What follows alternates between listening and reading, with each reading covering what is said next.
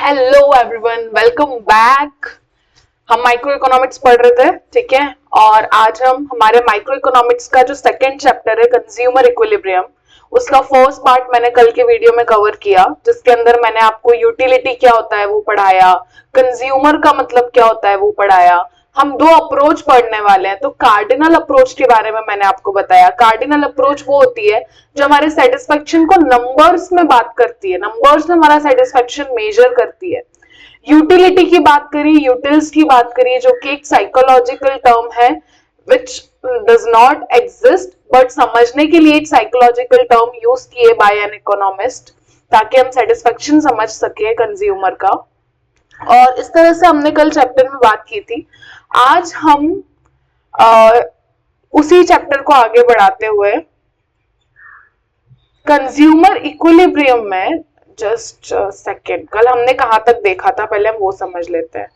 तो कल मैंने आपको समझा दिया था PUMU, यस, हमने जब यूटिलिटी पढ़ी थी तब मैंने आपको बताया था कि कैसे, what is the meaning of utility, पहले मैंने आपको बताया था। फिर मैंने आपको बताया था कि यूटिलिटी को दो पार्ट में डिवाइड किया गया है for understanding purpose, that is total utility and marginal utility. Total utility, total satisfaction derived from consuming a particular product in a particular time। एक और बात मुझे आपको क्लियर करनी है। कल मैंने एग्जांपल लिया था ऑफ माय वन क्लचर और रबर बैंड। अब उसमें एक दिक्कत क्या है, मैंने अभी अभी रियलाइज करी। एक अजम्पशन है। अजम्पशन ये है कि जो प्रोडक्ट आप यूज कर रहे हो, सॉरी आई रीफ्रेम, जो प्रोडक्ट आप कंज्यूम कर रहे हो, ठीक है, वो कंजम्पशन एक पीरियड ऑफ टाइम में होना चाहिए विदाउट एनी ब्रेक। ओके, लिखा हुआ है अजम्पशंस में। जब हमने अजम्पशंस पढ़ी थी law of diminishing marginal utility की, तब हमने एक अजम्पशन पढ़ा था। कंज्यूमर इक्विलिब्रियम में ये अजम्पशन हमेशा लेके चलना है। ऐसा नहीं कि कोई प्रोडक्ट आपने अभी यूज करा फिर थोड़े टाइम बाद आपने यूज करा, वो नहीं चलेगा। आपका कंजम्पशन जो है वो एक पर्टिकुलर टाइम फ्रेम में होना चाहिए। Total utility is the total satisfaction derived from consuming a particular goods in a particular interval of time। ये total utility है।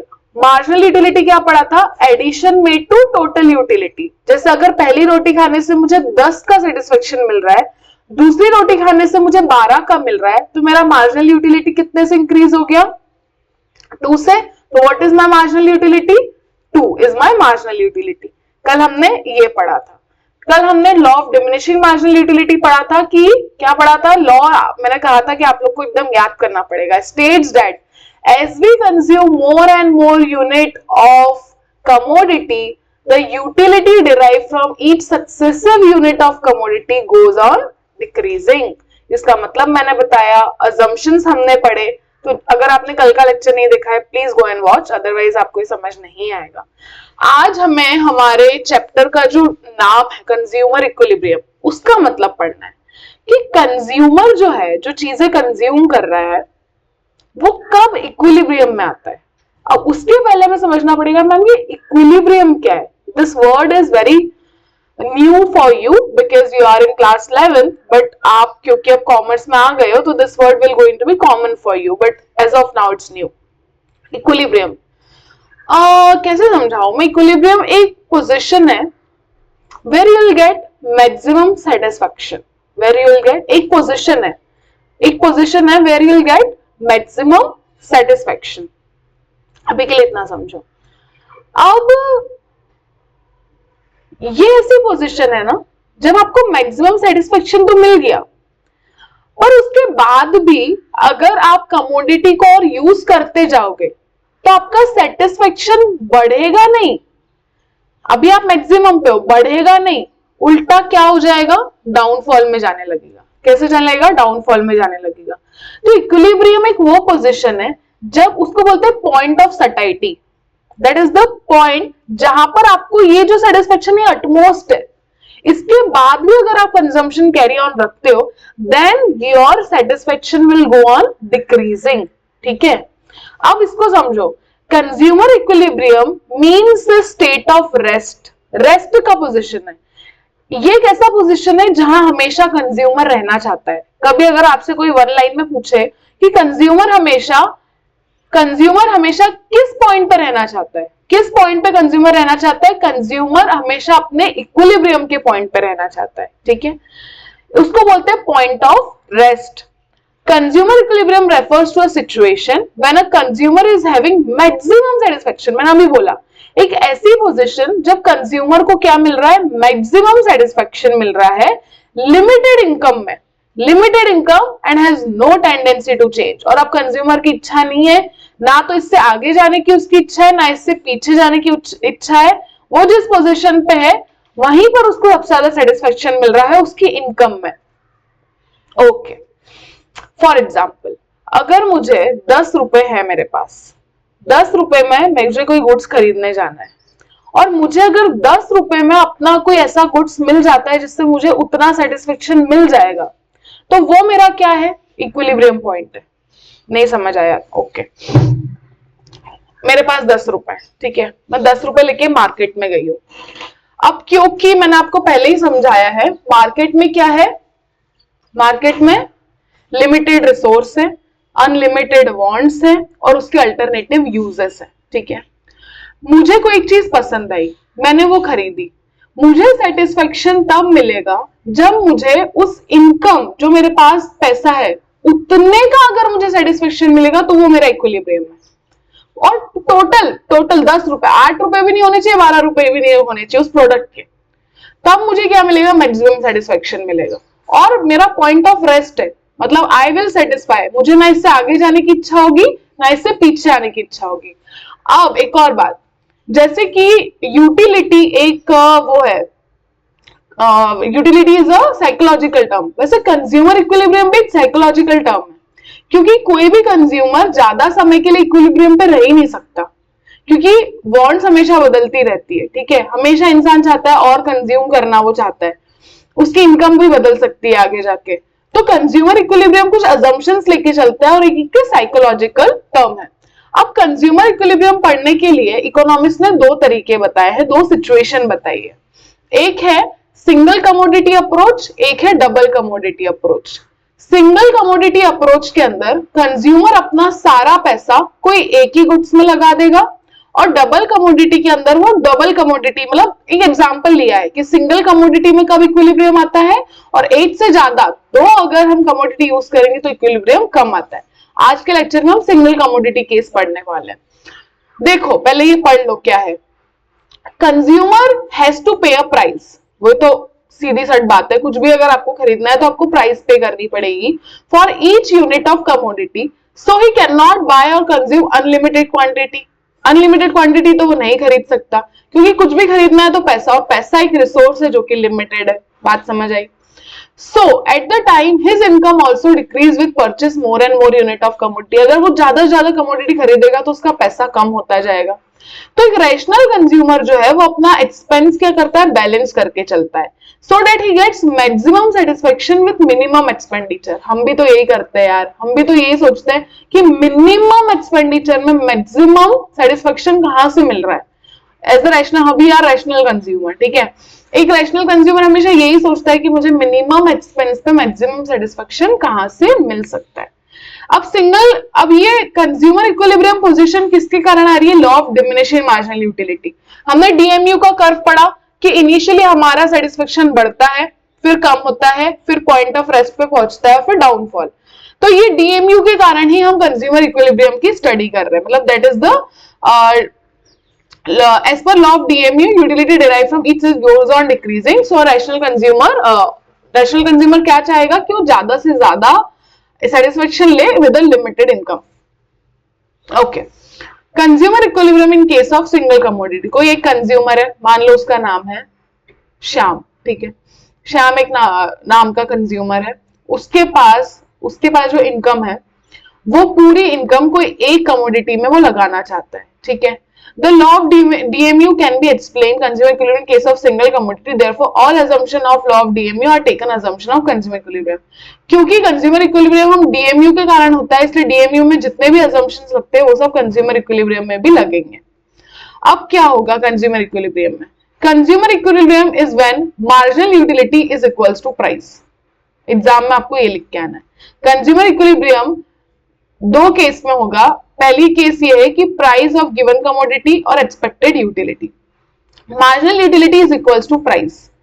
एक ऐसी पोजीशन जब मार्जिनल यूटिलिटी उसके प्राइस के इक्वल हो जाएगी तब कंज्यूमर सेटिस्फेक्शन पे आ जाएगा, कंज्यूमर इक्विलिब्रियम पोजीशन पे आएगा।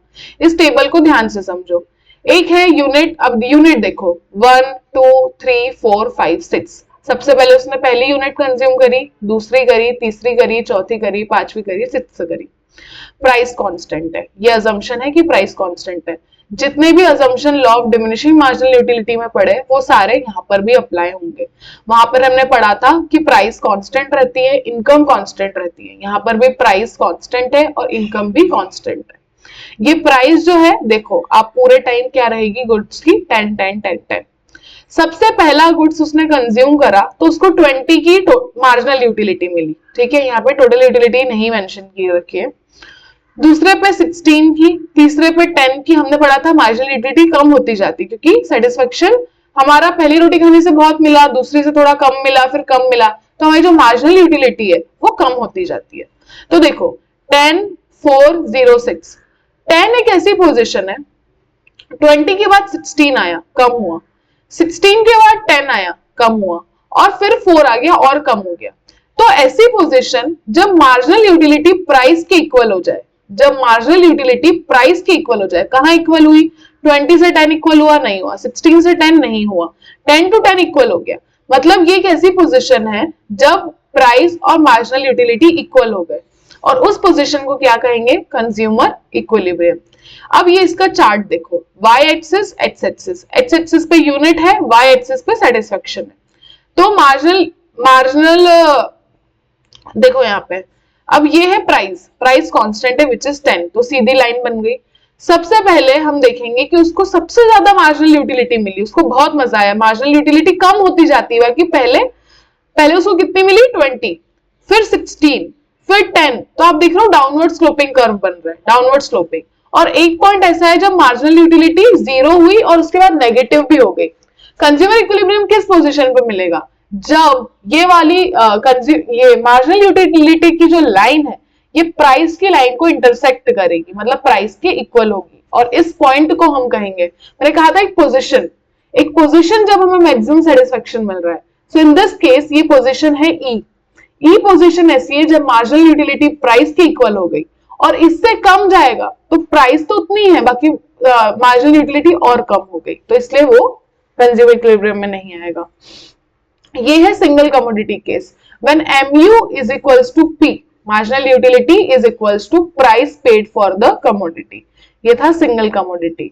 Now in case of dual commodity, two commodity, अगर आपको सिंगल कमोडिटी समझ आ गया ना तो डबल कमोडिटी बहुत इजी है। देखो इसमें क्या होता है, the law of DMU apply in case of either one commodity और used of commodity. However in real life a consumer normally consume more than one commodity. ये तो फैक्ट है, क्योंकि अगर आप एक कंज्यूमर हो तो डेफिनेटली आप अपनी इनकम को किसी एक प्रोडक्ट पे नहीं लगा रहे हो, you are definitely using more than one goods, ठीक है।